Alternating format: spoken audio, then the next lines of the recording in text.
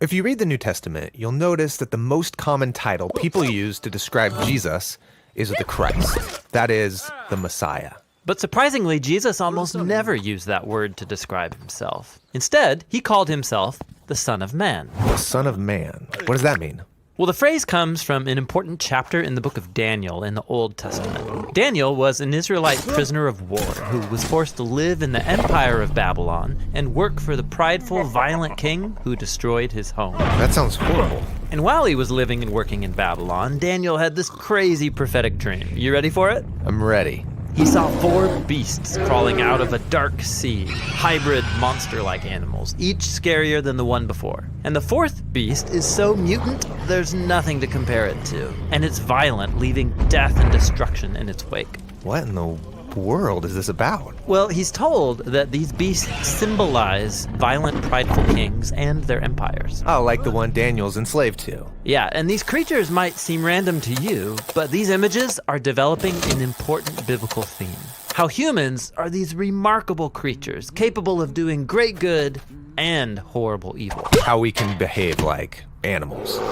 Right. Look at the first pages of the Bible. God creates the beasts of the field and humans together, all from the dust. But then the humans are set apart and given a royal task of being God's image. So humans are like the animals, but called to become much more. Yeah, they're to be God's representatives on earth, ruling on his behalf, like kings and queens. But keep reading, and the humans are deceived by a beast who says that they could be more than just God's partners. Yeah, that they could rule the world on their own terms, which sounds good to them. But God knows this will be a disaster. And so he expels the humans to the realm of the beasts. The partnership is lost. But God makes a promise that one day a human will be born who won't give in to the beast. Rather, he'll overcome and strike the beast while being struck by it. Okay, so for the rest of the biblical story, we're waiting for that human.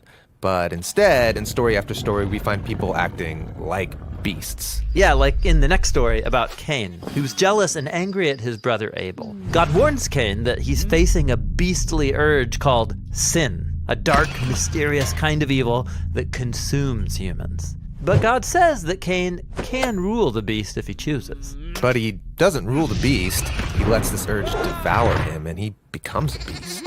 And then after this, Cain's children spread their animal-like violence, and it leads to the founding of a whole civilization known for its beastly pride, the city of Babylon. Okay, Babylon. So fast forward, this is where Daniel is enslaved, having this bizarro dream. Exactly. Now, watch what happens next in Daniel's dream. He sees into God's throne room where a court is set up, and God condemns the beast to destruction. That's great. And then Daniel sees that there's actually more than one divine throne. Oh, right, the throne that humanity left behind. Right. There hasn't been a human who's able to overcome the beast and rule alongside God until now. Daniel sees a figure called the Son of Man, which means a human. And he rides on a cloud up into God's presence and then sits down on the divine throne to rule the world. The partnership's renewed. Yes, and even more, all humanity worships and serves this Son of Man alongside God. Oh,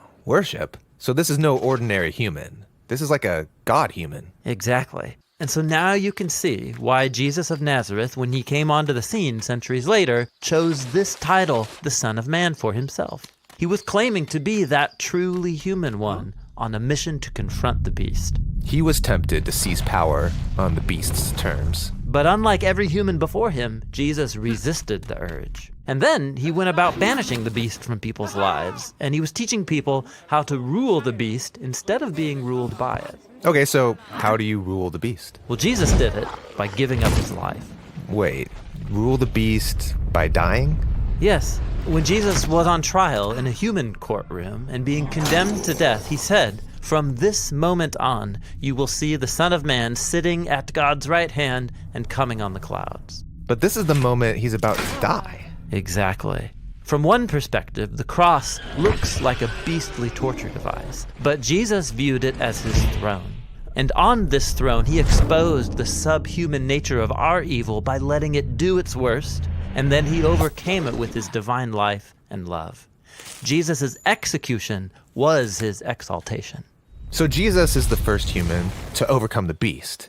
And as a result, he can partner with God to rule the world. And so now, Jesus is summoning a new humanity into existence, one that can overcome the beast in the same paradoxical way. To rule the beast by dying. And then by discovering that Jesus' life and power can become our life and power. So we can rule the world as God's partners, but Jesus style, in the power of service, humility, and self-giving love.